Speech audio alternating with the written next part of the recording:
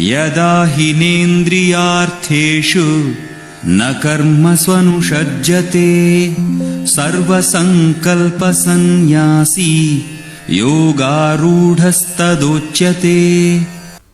So ನಿನ್ನೆ ತನಕ 4ನೇ ಶ್ಲೋಕದ ತನಕ ಮಾಡಿದ್ವಿ. ಸಂಕಲ್ಪ ಸನ್ಯಾಸಿ ಯೋಗಾರೂಢಸ್ಥಃ ಉಚ್ಯತೆ ಅಂದರೆ ಎಲ್ಲ ರೀತಿಯ ಸಂಕಲ್ಪಗಳನ್ನು ಯಾರು ಬಿಟ್ಟಿರ್ತಾನೋ ಅವನನ್ನು ಸನ್ಯಾಸಿ ಅಂತ ಕರೀತಾರೆ. ಅವನನ್ನೇ ಯೋಗಾರೂಢಸ್ಥಃ ಉಚ್ಯತೆ, ಯೋಗದಲ್ಲಿ ಅಭ್ಯಾಸ ಮಾಡ್ತಾ ಇರೋನು ಅಂತ ಕೂಡ ಕರೆಸ್ಕೋತಾನೆ ಅಂತ ತಿಳ್ಕೊಂಡ್ವಿ. ಈಗ 5ನೇ ಶ್ಲೋಕದಿಂದ ಇವತ್ತು ಅಧ್ಯಯನ ಮಾಡೋಣ.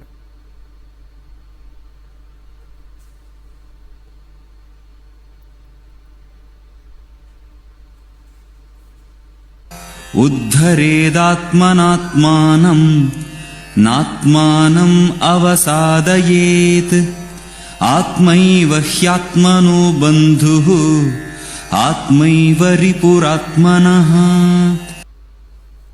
ಉದ್ಧರೇತ್ ಆತ್ಮನ ಆತ್ಮಾನಂ ಅಂದರೆ ತನ್ನನ್ನು ತಾನೇ ಉದ್ಧಾರ ಮಾಡ್ಕೋಬೇಕು. ಒಬ್ಬರನ್ನು ಇನ್ನೊಬ್ಬರು ಯಾರೋ ಬಂದು ಉದ್ಧಾರ ಮಾಡೋದಕ್ಕೆ ಸಾಧ್ಯವಿಲ್ಲ.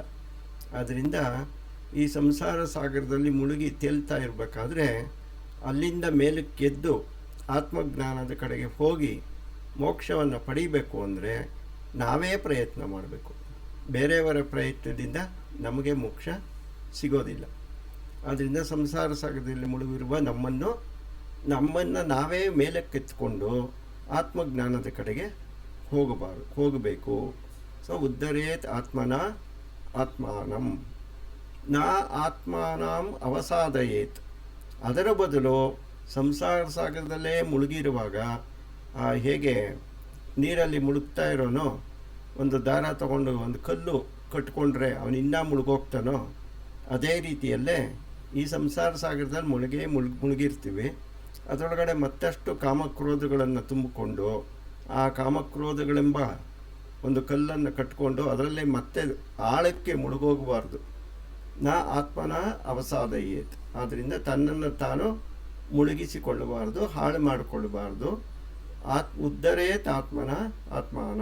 ಪ್ರತಿಯೊಬ್ಬರೂ ಕೂಡ ಪೂರ್ವಜನ್ಮದ ಸಂಸ್ಕಾರದ ಪ್ರಕಾರ ಎಲ್ಲೋ ಒಂದು ಕಡೆ ಹುಟ್ಟಿರ್ತೀವಿ.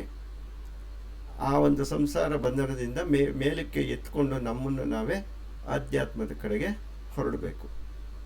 ಆತ್ಮೈವ ಹಿ ಆತ್ಮನೋ ಬಂಧುಃ ಆತ್ಮೈವ ಹಿ ರಿಪುರ್ ಆತ್ಮನಃ. ಆತ್ಮೈವ ಹಿ ಆತ್ಮನೋ ಬಂಧುಃ, ತನಗೆ ತಾನೇ ಬಂಧು. ಈಗ ಬಂಧು ಬಳಗ ಸ್ನೇಹಿತರು ಅಂತ ಬೇಕಾದಷ್ಟು ಜನ ಎಲ್ಲರಿಗೂ ಇರ್ತಾರೆ. ಆದರೆ ನಿಜವಾಗ್ಲೂ ನೋಡಿದ್ರೆ ತನಗೆ ತಾನೇ ಬಂಧು. ನನಗಿಂತಲೂ ಬಂಧು ನನಗಿನ್ಯಾರೂ ಇಲ್ಲ. ಅದೇ ರೀತಿಯಲ್ಲೇ ನನಗಿಂತಲೂ ಶತ್ರು ಕೂಡ ಇನ್ನೊಬ್ಬನು ಯಾರೂ ಇಲ್ಲ. ಯಾರಿಗೆ ಇಂದ್ರಿಯ ನಿಗ್ರಹ ಇರುತ್ತೋ, ಮನಸ್ಸು ಪ್ರಶಾಂತವಾಗಿರುತ್ತೋ ಅವನು ತನ್ನನ್ನು ತಾನು ಉದ್ಧಾರ ಮಾಡ್ಕೋತಾನೆ. ಆದ್ದರಿಂದ ಅವನಿಗೆ ಅವನೇ ಬಂಧು. ಅದೇ ರೀತಿಯಲ್ಲೇ ಯಾರು ಕಾಮಕ್ರೋಧಗಳಿಗೆ ವಶರಾಗಿರ್ತಾರೆ ಅವರು ತನಗೆ ತಾನೇ ಶತ್ರು. ಅವ್ರ ಕೈಯಿಂದ ಅವ್ರ ಜೀವನಾನ ಅವರೇ ಹಾಳು ಮಾಡ್ಕೋತಾರೆ.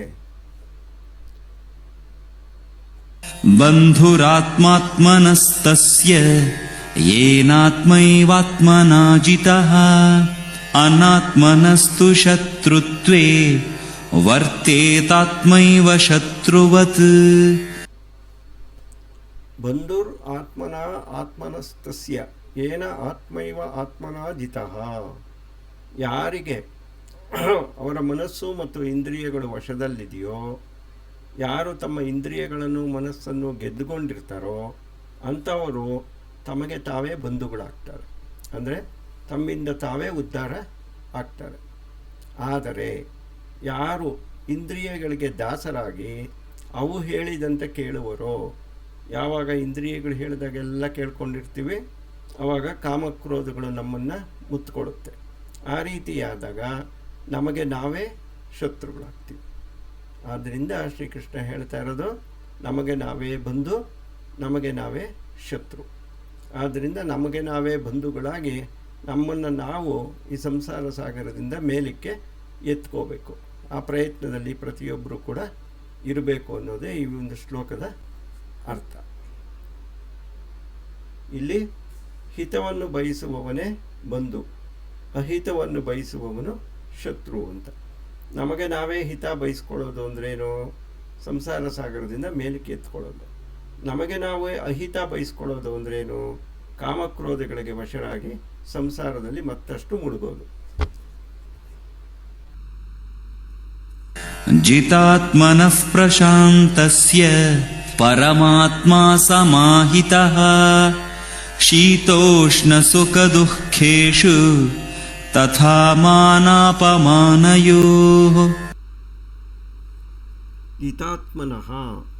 ಜಿತಾತ್ಮನಃ ಅಂದರೆ ತನ್ನನ್ನು ತಾನು ಗೆದ್ದಿರೋನು, ಅಂದರೆ ತನ್ನ ಇಂದ್ರಿಯಗಳು ಮತ್ತು ಮನಸ್ಸನ್ನು ತನ್ನ ಹತೋಟಿಯಲ್ಲಿ ಇಟ್ಟುಕೊಂಡಿರೋನು.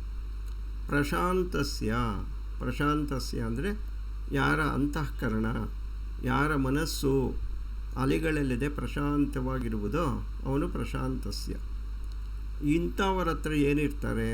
ಪರಮಾತ್ಮ ಸಮಾಹಿತಃ, ಆ ಪರಬ್ರಹ್ಮ ವಸ್ತುವು ಅಂಥವರ ಹೃದಯದಲ್ಲಿಯೇ ನೆಲೆಸಿರ್ತಾನೆ. ಯಾರ ಹೃದಯದಲ್ಲಿ ನೆಲೆಸಿರ್ತಾನೆ? ತನ್ನನ್ನು ತಾನು ಗೆದ್ದುಕೊಂಡಿರುವ, ಅಂತಃಕರಣವನ್ನು ಶುದ್ಧವಾಗಿ ಪ್ರಶಾಂತವಾಗಿ ಇಟ್ಕೊಂಡಿರ್ತಾನಲ್ಲ, ಅವನ ಹೃದಯದಲ್ಲೇ ಆ ಪರಮಾತ್ಮ ನೆಲೆಸಿರ್ತಾನೆ. ಶೀತೋಷ್ಣ ಸುಖ ದುಃಖೇ ತಥಾ ಮಾನಾಪಮಾನಯೋಷವು. ಈ ಜಿತಾತ್ಮ ಮತ್ತು ಪ್ರಶಾಂತವಾಗಿ ಮನಸ್ಸಿರ್ತಲ್ಲ, ಅವನೇನು ಮಾಡ್ತಾ ಇರ್ತಾನೆ? ಶೀತ ಉಷ್ಣ ಸುಖ ದುಃಖ ಮುಂತಾದ ಇಂದ್ರಿಯ ವಿಷಯಗಳಲ್ಲಿಯೂ, ಹಾಗೆಯೇ ಮಾನ ಮತ್ತು ಅಪಮಾನ ಇವುಗಳಲ್ಲಿಯೂ ಕೂಡ ಸಮನಾಗಿರ್ತಾನೆ. ಅಂದರೆ ಜಿತಾತ್ಮನಾಗಿರಬೇಕು, ಪ್ರಶಾಂತವಾದ ಅಂತಃಕರಣ ಮತ್ತು ಮನಸ್ಸಿರಬೇಕು, ಜೊತೆಗೆ ಈ ಶೀತ ಉಷ್ಣ ಸುಖ ದುಃಖ ಮುಂತಾದ ಇಂದ್ರಿಯಗಳ ವಿಷಯಗಳಲ್ಲಿ ಸಮನಾಗಿರೋದು ಅಂದರೆ ಮಾನ ಅಂದರೆ ಯಾರಾದರೂ ನಮಗೆ ಗೌರವ ಕೊಟ್ಟಾಗ ನಮಗೆ ಸಂತೋಷವೂ ಆಗಬಾರ್ದು, ಯಾರಾದರೂ ನಮಗೆ ಅಪಮಾನ ಮಾಡಿದಾಗ ನಮಗೆ ದುಃಖವೂ ಆಗಬಾರ್ದು. ಹಾಗೆಯೇ ಸುಖ ಬಂದಾಗ ಉಬ್ಬಬಾರ್ದು, ದುಃಖ ಬಂದಾಗ ಕುಗ್ಗಬಾರ್ದು. ಈ ರೀತಿಯಲ್ಲಿ ಯಾರು ಇರ್ತಾರೆ, ಯಾವ ರೀತಿ ಜೀವನ ಮಾಡ್ತಾ ಇರ್ತಾರೆ, ಅವರ ಹೃದಯದಲ್ಲಿ ಪರಮಾತ್ಮ ಸದಾ ಕೂಡ ನೆಲೆಸಿರುತ್ತಾನೆ. ಜ್ಞಾನ ವಿಜ್ಞಾನ ತೃಪ್ತಾತ್ಮ ಕೂಟಸ್ಥೋ ವಿಜಿತೇಂದ್ರಿಯಃ ಯುಕ್ತ ಇತ್ಯುಚ್ಯತೆ ಯೋಗಿ ಸಮಲೋಷ್ಟಾಶ್ಮಕಾಂಚನಃ. ಸೊ ಜ್ಞಾನ ವಿಜ್ಞಾನ ತೃಪ್ತಾತ್ಮ. ಜ್ಞಾನ ಅಂದರೆ ಶಾಸ್ತ್ರಗಳಲ್ಲಿ ಹೇಳಿರುವ ವಿಷಯಗಳನ್ನು ಶ್ರವಣ ಮತ್ತು ಮನನ ಮಾಡುವುದರಿಂದ ಯಾವ ಅರಿವು ಉಂಟಾಗುತ್ತೆ ನಮಗೆ, ಅದೇ ಜ್ಞಾನ. ಈಗ ವೇದಾಂತ ವಿಚಾರಗಳನ್ನು ಮಾಡಬೇಕು ಅಂತ ನಿನ್ನೆ ತಾನೇ ತಿಳ್ಕೊತಾ ಇದ್ವಿ. ಆತ್ಮದ ವಿಚಾರವನ್ನು ನಾವು ಶ್ರವಣ ಮಾಡೋದು, ಕೇಳೋದು, ಮನನ ಮಾಡೋದು ಇವುಗಳನ್ನು ಮಾಡ್ತಾ ಇದ್ದಾಗ ನಮ್ಮಲ್ಲಿ ಜ್ಞಾನ ಹುಟ್ಟುತ್ತೆ. ಆ ಜ್ಞಾನಕ್ಕೆ ಅರಿವು ಅಂತಲೂ ಕರೀತಾರೆ. ವಿಜ್ಞಾನ ಅಂದರೆ ಆ ಅರಿವು ನಮಗೆ ಬರುತ್ತಲ್ಲ.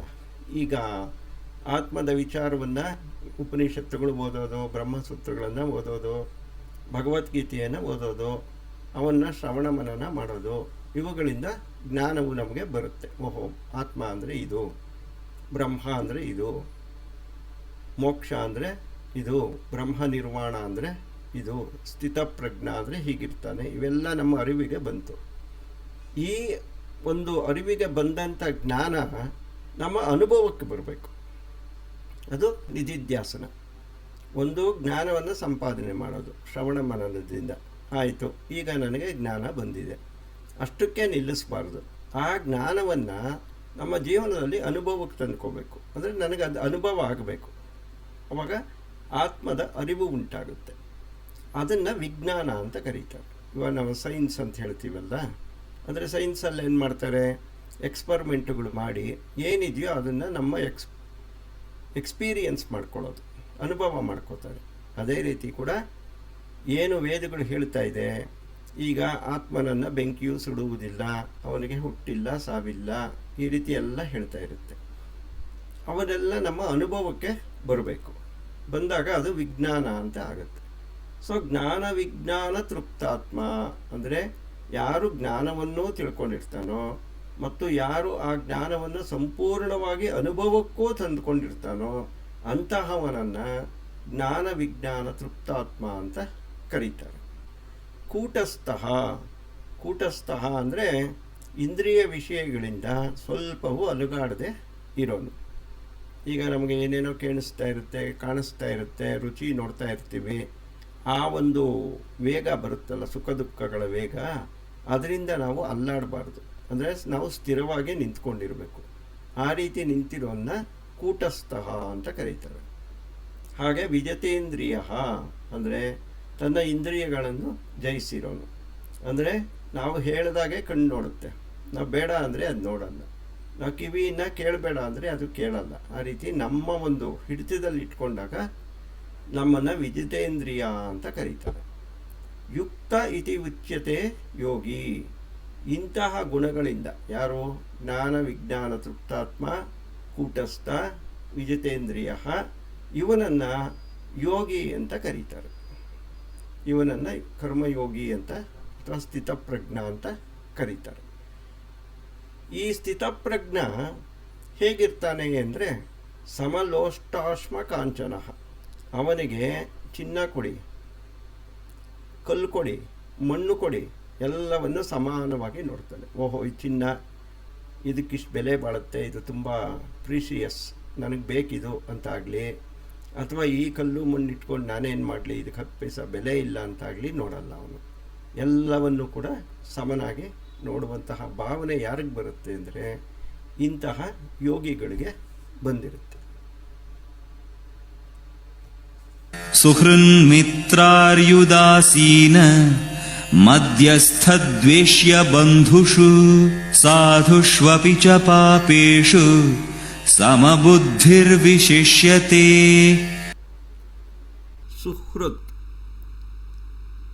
ಸುಹೃತ್ ಮಿತ್ರಂ ಅರಿಹಿ ಉದಾಸೀನ ಮಧ್ಯಸ್ಥ ದ್ವೇಷ ಬಂಧುಷು. ಸುಹೃತ್ ಅಂದರೆ ನಿನ್ನೆ ನಾವು ಮಾತಾಡ್ತಾ ಇದ್ದಾಗೆ ಪ್ರತ್ಯುಪಕಾರವನ್ನು ಬಯಸದೆ ಯಾರು ಉಪಕಾರವನ್ನು ಮಾಡ್ತಾನೋ ಅವನ ಸುಹೃದಯವಂತನು, ಸುಹೃತ್ ಅಂತ ಅವನ್ನ ಕರೀತಾರೆ. ಅವನು ತನ್ನ ಏನೊಂದು ಕ್ಯಾರೆಕ್ಟರ್ ಅಂತೀವಲ್ಲ, ಅವನು ತನ್ನ ಗುಣಕ್ಕೆ ಅನುಗುಣವಾಗಿ ಒಬ್ರಿಗೆ ಉಪಕಾರ ಮಾಡ್ತಾ ಇರ್ತಾನೆ ಹೊರತು ಆ ಉಪಕಾರದಿಂದ ನನಗೇನಾದರೂ ಸಿಗುತ್ತೆ ಅಂತ ಅವನು ಮಾಡೋದಕ್ಕೆ ಹೋಗಲ್ಲ. ಅದು ಸುಹೃತ್. ಮಿತ್ರಂ ಸ್ನೇಹಿತನಾದವನು, ನಮಗೆ ಹಿತವನ್ನು ಬಯಸೋನು ಸ್ನೇಹಿತ. ಸೊ ಸುಹೃದಯನೇ ಆಗಲಿ ಮಿತ್ರನೇ ಆಗಲಿ, ಅರಿಹಿ ಅಂದರೆ ಶತ್ರುಗಳು. ನಮಗೆ ಯಾರು ದ್ವೇಷವನ್ನು ಬಯಸ್ತಾರೆ, ಕೇಡನ್ನು ಬಯಸ್ತಾರೆ, ಅವರು ಶತ್ರುಗಳು. ಅರಿಹಿ ಉದಾಸೀನ ಅಂದರೆ ಅವರು ಯಾವ ಪಕ್ಷಕ್ಕೂ ಸೇರ್ಕೊಳ್ಳೋಕ್ಕೆ ಹೋಗಲ್ಲ, ಈ ಕಡೆಗೂ ಸೇರಲ್ಲ ಆ ಕಡೆಗೂ ಸೇರಲ್ಲ, ತಟಸ್ಥವಾಗಿರ್ತಾರೆ ಅವರು. ಉದಾಸೀನ. ಮಧ್ಯಸ್ಥ ಅಂದರೆ ಇಬ್ಬರು ಇರ್ತಾರೆ, ಇಬ್ಬರು ಜಗಳ ಆಡ್ತಾ ಇರ್ತಾರೆ. ಮಧ್ಯಸ್ಥನೇನು ಮಾಡ್ತಾನೆ, ಇಬ್ಬರಿಗೂ ಒಳ್ಳೆಯದಾಗಲಿ ಅನ್ನೋ ರೀತಿ ಮಾತಾಡ್ತಾ ಇರ್ತಾನೆ. ಅವನಿಗೆ ಶತ್ರುಗಳಲ್ಲಿ ಇರಲ್ಲ. ಇಬ್ಬರು ಅವರವರಲ್ಲಿ ಶತ್ರುತ್ವ ಇದ್ದರೂ ಕೂಡ ಮಧ್ಯದಲ್ಲಿರೋನು ಇಬ್ರಿಗೂ ಒಳ್ಳೆಯದಾಗೋದಾರ ಏನಾದರೂ ಒಂದು ಹೇಳ್ಬೋದಾ ಮಾಡ್ಬೋದಾ ಅಂತ ಯೋಚಿಸ್ತಾ ಇರೋನು ಮಧ್ಯಸ್ಥ. ದ್ವೇಷ್ಯ ಅಂದರೆ ತನಗೆ ಅಪ್ರಿಯನಾದವನು. ಇವಾಗ ಒಬ್ಬರನ್ನ ನೋಡಿದ್ರೆ ನಮಗೆ ಸಂತೋಷ ಆಗುತ್ತೆ, ಕೆಲವ್ರನ್ನ ನೋಡಿದಾಗ ಒಂದು ರೀತಿ ಬೇಸರ ಆಗುತ್ತೆ, ಅವನು ದ್ವೇಷ್ಯ, ಅಪ್ರಿಯ ಅವನು. ಬಂಧು ಅಂದರೆ ರಕ್ತ ಸಂಬಂಧಿಗಳು. ಯೇಷು ಇವರುಗಳು. ಸಾಧುಷ್ವ ಅಪಿ, ಸಾಧುಗಳು ಅಂದರೆ ಇವರಪ್ಪ ನಾವು ತುಂಬ ಸಾಧುಗಳು ಅಂತೀವಿ. ಏನರ್ಥ? ಅವರು ಶಾಸ್ತ್ರಗಳಲ್ಲಿ ಹೇಳಲ್ಪಟ್ಟ ಧರ್ಮದ ಆಚರಣೆಯಲ್ಲೇ ನಿರತರಾಗಿರ್ತಾರೆ. ಆ ಧರ್ಮದ ಆಚರಣೆಯಿಂದ ದುಃಖ ಪ್ರಾಪ್ತಿಯಾದರೂ ಸರಿ, ಸುಖ ಪ್ರಾಪ್ತಿಯಾದರೂ ಸರಿ, ಕಷ್ಟಗಳೇ ಬಂದರೂ ಸರಿ, ಅವರು ಸದಾಕಾಲ ಧರ್ಮದ ಆಚರಣೆಯನ್ನು ಬಿಟ್ಟು ಹೋಗಲ್ಲ. ಅವರು ಸ್ವಾದುಷ್ವಾಪಿ. ಮತ್ತು ಪಾಪೇಶು, ಪಾಪಿಗಳು, ಆಸೆಗಳಿಗೆ ಕಟ್ಟು ಬಿದ್ದು ಶಾಸ್ತ್ರಕ್ಕೆ ವಿರುದ್ಧವಾಗಿ ನಡ್ಕೋತಾರಲ್ಲ, ಅವರೆಲ್ಲ ಪಾಪಿಗಳು ಅಂತ. ಪಾಪಿ ಅಂದರೆ ಈಗ ಧರ್ಮ ಏನೋ ಒಂದು ಹೇಳ್ತಾ ಇದೆ, ಹೀಗೆ ಮಾಡು ಅಂತ. ಹಾಗೆ ಮಾಡೋದಕ್ಕೆ ನಮ್ಮ ಕೈಲಿ ಆಗ್ತಾ ಇರಲ್ಲ. ಏನಕ್ಕೆ ಆಗ್ತಾ ಇರಲ್ಲ? ನಮ್ಮಲ್ಲಿರ್ತಕ್ಕಂಥ ಕಾಮ ಮತ್ತು ಕ್ರೋಧಗಳು ನಮ್ಮನ್ನು ಮಾಡೋದಕ್ಕೆ ಬಿಡಲ್ಲ. ಅಯ್ಯೋ ಅದು ಹೇಳಿದ್ರೆ ಹೇಳ್ಕೊಳುತ್ತೆ, ನಮಗಿದು ಬೇಕಾಗಿದೆಯಲ್ಲ ತೊಗೊಂಬಿಡೋಣ, ಮುಂದೆ ನೋಡ್ಕೊಳ್ಳೋಣ, ಈ ರೀತಿ ಆಲೋಚನೆಗಳು ಬರ್ತಾ ಇರೋದು ಪಾಪಗಳಿಗೆ ಕಾರಣ ಆಗುತ್ತೆ. ಅವರನ್ನು ಪಾಪೇಶು, ಪಾಪಿಗಳು ಅಂತ ಕರೀತಾರೆ. ಸೊ ಇಷ್ಟು ಜನಗಳು ನಮ್ಮ ಜೀವನದಲ್ಲಿ ನಮಗೆ ಸಿಗ್ತಾನೇ ಇರ್ತಾರೆ. ಸುಹೃತುಗಳು, ಮಿತ್ರರು, ಅರಿಹಿ, ಉದಾಸೀನರು, ಮಧ್ಯಸ್ಥರು, ದ್ವೇಷ್ಯ, ಬಂಧುಗಳು, ಸಾಧುಗಳು, ಪಾಪಿಗಳು, ಇವರೆಲ್ಲರೂ ಕೂಡ ನಮ್ಮ ಜೀವನದಲ್ಲಿ ಬಂದು ಹೋಗ್ತಾ ಇರ್ತಾರೆ. ಈ ಯೋಗಿ ಅದವನೇನು ಮಾಡ್ತಾನೆ ಅಂದರೆ ಸಮಬುದ್ಧಿರ್ ವಿಶಿಷ್ಯತೆ, ಇವರೆಲ್ಲರಲ್ಲೂ ಒಂದು ಸಮನಾದ ಬುದ್ಧಿಯನ್ನು ಇಟ್ಕೊಂಡಿರ್ತಾನೆ. ಏನದು ಸಮನಾದ ಬುದ್ಧಿಯನ್ನು ಇಟ್ಕೊಳ್ಳೋದು ಅಂದರೆ ಸುಹೃತ್, ಮಿತ್ರ, ಸ್ನೇಹಿತರು, ಇವರ ವಿಷಯದಲ್ಲಿ ಅತಿಯಾದ ಪ್ರೀತಿಯನ್ನು ತೋರ್ಸಕ್ಕೆ ಹೋಗಲ್ಲ. ಪಾಪಿಗಳ ವಿಷಯದಲ್ಲಿ ಮತ್ತು ಇನ್ನೊಂದು ಪಾಪಿಗಳ ವಿಷಯದಲ್ಲಿ ಮತ್ತು ನಮಗೆ ದ್ವೇಷವನ್ನು ಮಾಡ್ತಾ ಇರೋರು, ನಮ್ಮ ಶತ್ರುಗಳು, ಇವರ ವಿಷಯದಲ್ಲಿ ಶತ್ರುತ್ವನೂ ಮಾಡೋಕ್ಕೆ ಹೋಗಲ್ಲ. ಅಂದರೆ ಒಳ್ಳೆಯ ವಿಷಯದಲ್ಲಿ ಸ್ನೇಹವನ್ನು ಬಯಸಲ್ಲ, ಕೆಟ್ಟವರ ಜೊತೆಗೆ ದ್ವೇಷವನ್ನು ಕಟ್ಕೊಳ್ಳೋದಿಲ್ಲ. ಈ ರೀತಿಯಾಗಿದ್ದಾಗ ನಾವು ಸಮಬುದ್ಧಿ ಅಂತ ಕರಿತೀವಿ. ಈ ರೀತಿ ಇಷ್ಟೂ ಜನಗಳಲ್ಲಿ ಕೂಡ ಸಮವಾದ ಬುದ್ಧಿ ಯಾವಾಗ ನಮ್ಮಲ್ಲಿ ಉದಯವಾಗುತ್ತೆ ಆಗ ನಾವು ಉತ್ತಮವಾದ ಯೋಗಿಗಳಾಗಿರ್ತೀವಿ ಅಂತ ತಿಳ್ಕೋಬೇಕು. ಯೋಗಿ ಯುಂಜೀತ ಸತತಂ ಆತ್ಮಾನಂ ರಹಸಿ ಸ್ಥಿತಃ ಏಕಾಕೀಯತ ಚಿತ್ತಾತ್ಮ ನಿರಾಶೀರ ಪರಿಗ್ರಹಃ. ಯೋಗಿ ಯುಂಜೀತ ಸತತಂ ಆತ್ಮಾನಾಂ ರಹಸಿ ಸ್ಥಿತಃ. ಆದ್ದರಿಂದ ಈ ಯೋಗಿಗಳು ಏನು ಮಾಡಬೇಕು ಅಂದರೆ, ನಿನ್ನೆ ನಾವು ತಿಳ್ಕೊತಾ ಇದ್ದಾಗೆ ನಮ್ಮ ಮನಸ್ಸಿನಲ್ಲಿ ಹೊರಗಿನ ಯಾವ ವಿಷಯಗಳನ್ನು ಯೋಚನೆ ಮಾಡದೆ ಸದಾಕಾಲ ಆತ್ಮಚಿಂತನೆಯಲ್ಲೇ ತೊಡಗಿರಬೇಕು. ಯೋಗಿ ಯುಂಜೀತ ಸತತಂ ಆತ್ಮಾನಾಂ, ಸತತವಾಗಿ ಆತ್ಮಚಿಂತನೆಯಲ್ಲೇ ತೊಡಗಿರಬೇಕೇ ಹೊರತು ಇಂದ್ರಿಯ ವಿಷಯಗಳಾಗಲಿ ಸಂಸಾರದ ವಿಷಯಗಳನ್ನಾಗಲಿ ಮತ್ತೆ ಮತ್ತೆ ಯೋಚಿಸೋದಕ್ಕೆ ಹೋಗಬಾರ್ದು. ರಹಸಿ ಸ್ಥಿತ, ರಹಸಿ ಸ್ಥಿತ ಅಂದರೆ ಏಕಾಂತದಲ್ಲಿರೋದು ಅಂದರೆ ಯಾರಿಗೂ ಕಾಣಿಸ್ದಿರ ಎಲ್ಲೋ ರೂಮಲ್ಲಿ ಕೂತ್ಕೊಂಡಿರೋದು ಅಥವಾ ಎಲ್ಲೋ ಬೆಟ್ಟದಲ್ಲಿ ಕೂತ್ಕೊಂಡಿರೋದು ಅಂತಲ್ಲ. ರಹಸಿ ಸ್ಥಿತಕ ಅಂದರೆ ನಮ್ಮ ಮನಸ್ಸನ್ನು ನಮ್ಮ ಒಳಗೆ ಇಟ್ಕೊಂಡಿರಬೇಕು, ರಹಸ್ಯವಾಗಿ ಇಟ್ಕೊಂಡಿರಬೇಕು. ಅದು ಹೊರಗಡೆ ಆಚೆ ಕಡೆ ಹೋದರೆ ನಿಮಗೆ ಇಂದ್ರಿಯ ವಿಷಯಗಳೆಲ್ಲ ಗಮನಕ್ಕೆ ಬರ್ತಾ ಇರುತ್ತೆ. ಯಾವಾಗ ಇಂದ್ರಿಯ ವಿಷಯಗಳು ಗಮನಕ್ಕೆ ಬರುತ್ತೋ ಆಗ ಅವುಗಳಲ್ಲಿ ಆಟೋಮೆಟಿಕ್ಕಾಗಿ ಚಿಂತನೆಗಳು ಶುರುವಾಗ್ಬಿಡುತ್ತೆ. ಆದ್ದರಿಂದ ರಹಸಿ ಸ್ಥಿತ ಅಂದರೆ ಏಕಾಂತದಲ್ಲಿರೋದು ಅಂದರೆ ಎಲ್ಲರ ಎದುರಿಗೂ ಇರ್ತೀವಿ, ಎಲ್ಲರ ಮಧ್ಯಾಹ್ನ ಇರ್ತೀವಿ, ಮನಸ್ಸು ಮಾತ್ರ ಒಳಗಡೆ ಮಾತ್ರ ಇರುತ್ತೆ. ಅದನ್ನು ಆಚೆ ಕಡೆ ಬಿಡೋಕ್ಕೆ ಹೋಗಬಾರ್ದು. ಈ ರೀತಿಯಲ್ಲಿ ಇಟ್ಕೊಂಡು ಯೋಗವನ್ನು ಮಾಡಬೇಕು. ಹಾಗೆ ಏಕಾಂಗಿಯಾಗಿರಬೇಕು. ಏನು ಏಕಾಂಗಿಯಾಗಿರೋದು ಅಂದರೆ ಒಬ್ಬರೇ ಇರೋದು ಅಂತನ ಅಲ್ಲ. ಯಾರ ಸಹಾಯವನ್ನು ಸ್ನೇಹವನ್ನು ಬಯಸದೆ ಇರುವುದೇ ಏಕಾಕಿ. ನಾನು ಏಕಾಂಗಿಯಾಗಿರ್ತೀನಿ ಅಂದರೆ 4 ಜನಗಳ ಮಧ್ಯದಲ್ಲಿದ್ದರೂ ಕೂಡ ಯಾರಿಂದಲೂ ಏನನ್ನು ಬಯಸೋಕ್ಕೆ ಹೋಗಬಾರ್ದು, ತನ್ನ ಪಾಡಿಗೆ ತಾನು ಇರಬೇಕು. ಅದು ಏಕಾಕಿ. ಯಥಚಿತ್ತಾತ್ಮ, ದೇಹವನ್ನು ಅಂದರೆ ಕೈ, ಕಾಲು ಮುಂತಾದ ಕರ್ಮೇಂದ್ರಿಯಗಳನ್ನು, ಅಂತಃಕರಣ ಅಂದರೆ 5 ಜ್ಞಾನೇಂದ್ರಿಯಗಳನ್ನು, ಮನಸ್ಸನ್ನು ತನ್ನ ಹಿಡಿತದಲ್ಲಿ ಇಟ್ಕೊಂಡಿರಬೇಕು. ನಿರಾಶಿಹಿ ಅಂದರೆ ಯಾವ ಆಸೆಯೂ ಇಟ್ಕೊಂಡಿರೋಕ್ಕೆ ಹೋಗಬಾರ್ದು, ಆಸೆಯೂ ಇಲ್ಲದವನು. ಪರಿಗ್ರಹ ಅಂದರೆ ನಾಳೆಗಾಗಿ ಶೇಖರಿಸಿಟ್ಕೊಂಡಿರೋದೇ ಪರಿಗ್ರಹ. ಇವಾಗ ಮಳೆ ಬರುತ್ತೆ ಅಂದ ತಕ್ಷಣವೇ ನಾವು ಏನೋ ಒಂದು ಶೇಖರಣೆ ಮಾಡ್ಕೋತೀವಿ. ತರಕಾರಿ ಸಿಗಲ್ಲ, ಹಾಲು ಸಿಗಲ್ಲ, ನಾಳೆಗೋಸ್ಕರ ತಂದಿಟ್ಕೋತೀವಿ. ಇನ್ನೇನೋ ಒಂದು ನಾಳೆ ಬಂದಾಗುತ್ತೆ ಅಂದರೆ ಇನ್ನೇನೋ ತಂದಿಟ್ಕೋತೀವಿ. ಈ ರೀತಿ ಎಲ್ಲ ಮಾಡ್ತಾ ಇರೋದ್ರಿಂದ ಪರಿಗ್ರಹ ಅಂತ ಕರೀತಾರೆ. ಅಪರಿಗ್ರಹ ಅಂದರೆ ನಾಳೆಯ ಚಿಂತೆಯೇ ಮಾಡದೆ ಇವಾಗ ನಡೀತಾ ಇಷ್ಟೇ, ನಾಳೆಗಾಗಿ ಏನನ್ನು ಶೇಖರಣೆ ಮಾಡದೆ ಇರೋನು ಅಪರಿಗ್ರಹ. ಈ ರೀತಿಯಲ್ಲಿ ಯೋಗಿಗಳು ಏನು ಮಾಡ್ತಾ ಇರ್ತಾರೆ, ಯೋಗವನ್ನು ಅಭ್ಯಾಸ ಮಾಡ್ತಾ ಇರ್ತಾರೆ. ಶುಚೌ ದೇಶೇ ಪ್ರತಿಷ್ಠಾಪ್ಯ ಸ್ಥಿರಮಾಸನಮಾತ್ಮನಃ ನಾತ್ಯುಚ್ಛ್ರಿತಂ ನಾತಿ ನೀಚಂ ಚೈಲಾಜಿನಕುಶೋತ್ತರಂ. ಶುಚೌ ದೇಶೇ ಪ್ರತಿಷ್ಠಾಪ್ಯ ಸ್ಥಿರಂ ಆಸನಂ ಆತ್ಮಾನಃ. ಶುಚೌ ದೇಶೇ ಅಂದರೆ ಶುಚಿಯಾದ ಸ್ಥಳ ಅಂದರೆ ನೀಟಾಗಿ ಕ್ಲೀನಾಗಿ ಗುಡಿಸಿ ಒರೆಸಿ ಇಟ್ಕೊಂಡ್ರೆ ಅದು ಶುಚಿನೇ. ಆದರೆ ಇದರಲ್ಲಿ ಹೇಳ್ತಾ ಇರೋದೇನು ಅಂದರೆ ಶುಚಿಯಾದ ದೇಶ ಅಂದರೆ ಯಾವುದು? ಸಂಸ್ಕಾರದಿಂದ ಕೂಡಿದ ವಾತಾವರಣ. ಇವಾಗ ಭಾರತ ಶುಚೌ ದೇಶೇ, ಇದು ಶುಚಿಯಾದ ದೇಶ. ಯಾಕೆಂದರೆ ಎಲ್ಲರೂ ಕೂಡ ಸ್ವಲ್ಪವೋ ತಮ್ಮ ಕೈಲಾದಷ್ಟೋ ಏನೋ ಒಂದು ಆತ್ಮಚಿಂತನೆ ದೈವ ಚಿಂತನೆಯಲ್ಲಿ ದಿನ ಮಾಡ್ತಾನೆ ಇರ್ತಾರೆ. ಇದು ಶುಚೌ ದೇಶ. ಅದೇ ವಿದೇಶಗಳಿಗೆ ಹೋದರೆ ಅಲ್ಲಿ ಯಾವ ಧರ್ಮಚಿಂತನೆಯೂ ಇರಲ್ಲ, ಯಾವ ಆತ್ಮಚಿಂತನೆಯೂ ಇರಲ್ಲ. ಸದಾಕಾಲ ಭೋಗ ಚಿಂತನೆ, ಏನು ತಿಂದೆ, ಏನು ಕುಡಿದೆ, ಏನು ಮಾಡಬೇಕು, ಎಲ್ಲಿ ಹೋಗಬೇಕು. ಸೊ ಶುಚೌ ದೇಶೇ ಪ್ರತಿಷ್ಠಾಪ್ಯ ಸ್ಥಿರಂ ಆಸನಂ ಆತ್ಮನಃ ಅಂದರೆ ಯೋಗವನ್ನು ಅಭ್ಯಾಸ ಮಾಡಬೇಕಾದ್ರೆ ನಮಗೆ ಒಳ್ಳೆಯ ಸಂಸ್ಕಾರದಿಂದ ಕೂಡಿದ ವಾತಾವರಣ ಇರಬೇಕು. ನಾವು ಮನೆಯಲ್ಲಿದ್ದರೂ ಕೂಡ ಇವಾಗ ಮನೆಯಲ್ಲಿ ದಿನ ಜಗಳ ಕದನ ನಡೀತಾ ಇದ್ದರೆ, ದುಡ್ಡು ಕಾಸುಗೋಸ್ಕರ ಹೊಡೆದಾಡ್ತಾ ಇದ್ದರೆ ನೀವಲ್ಲಿ ಯೋಗವನ್ನು ಮಾಡೋದಕ್ಕೆ ಕಷ್ಟ ಆಗುತ್ತೆ. ಕರ್ಮಯೋಗವನ್ನು ಮಾಡೋದು ಕೂಡ ಕಷ್ಟ ಆಗುತ್ತೆ. ಏಕೆ ಅಂದರೆ ಅದು ಮನಸ್ಸನ್ನು ಎಳೀತಾ ಇರುತ್ತೆ ಆಚೆ ಕಡೆಗೆ. ಮತ್ತೆ ಮತ್ತೆ ಕಿವಿಗೆ ಗಲಾಟೆ ಬೀಳ್ತಾನೇ ಇದ್ದರೆ ಎಂಥವ್ರ ಮನಸ್ಸು ಕೂಡ ಸೋತೋಗುತ್ತೆ. ಆದ್ದರಿಂದ ಉತ್ತಮವಾದ ವಾತಾವರಣ ಕೂಡ ಬೇಕು. ಆಗೇನಾಗುತ್ತೆ, ಆತ್ಮ ಮತ್ತು ಮನಸ್ಸು ಸುಲಭವಾಗಿ ಒಂದು ಕಡೆ ನಿಂತ್ಕೊಳ್ಳುತ್ತೆ.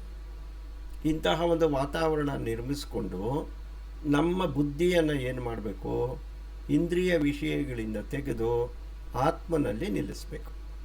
ಶುಚೌ ದೇಶೇ ಪ್ರತಿಷ್ಠಾಪ್ಯ ಸ್ಥಿರಂ ಆಸನಂ ಆತ್ಮನಃ. ಬುದ್ಧಿಯನ್ನು ಆತ್ಮನಲ್ಲಿ ನಿಲ್ಲಿಸ್ಕೋಬೇಕು. ನಾ ಅತು ಉಚ್ಚಿತ್ರಂ ನಾ ಅತಿ ನೀಚಂ ಶೈಲಾಜಿನ ಕುಶೋತ್ತರಂ. ಈಗ ಮಾಡುವಾಗ ನಾ ಅತ್ಯುಚ್ಚಿತ್ರಂ, ಬುದ್ಧಿಯನ್ನು ಬಹಳ ಮೇಲೆ ತೆಗೆದುಕೊಂಡು ಹೋಗಬಾರ್ದು. ಯಾಕೆಂದರೆ ಈ ಬುದ್ಧಿಯನ್ನು ಅತ್ಯಂತವಾಗಿ ಆತ್ಮದ ಜೊತೆಗೆ ಸೇರಿಸ್ಬಿಟ್ರೆ ಕರ್ಮ ಕೂಡ ಮಾಡೋದಕ್ಕಾಗಲ್ಲ, ಕರ್ಮಯೋಗವನ್ನು ಕೂಡ ಮಾಡೋದಕ್ಕಾಗಲ್ಲ. ಅದೇ ರೀತಿ ಅತ್ಯಂತ ಕೆಳಗಡೆಗೂ ಬಿಡಬಾರ್ದು. ಬುದ್ಧಿಯು ಅತ್ಯಂತ ಕೆಳಗಡೆಗೆ ಹೋದರೆ ರಜೋಗುಣ ತಮೋ ಗುಣಗಳು ಮೇಲಕ್ಕೆದ್ದು ಬಿಡುತ್ತೆ. ಅತ್ಯಂತ ಮೇಲಕ್ಕೆ ಹೋದಾಗ ಪೂರ್ತಿ ಸತ್ವಗುಣ ಮೇಲಕ್ಕೆದ್ದಾಗ ಕರ್ಮಯೋಗವನ್ನು ಮಾಡೋದಕ್ಕೆ ಆಗಲ್ಲ. ಆದ್ದರಿಂದ ಎರಡೂ ಮಾಡದೆ ಮಧ್ಯದಲ್ಲಿ ನಿಲ್ಲಿಸ್ಕೋಬೇಕು.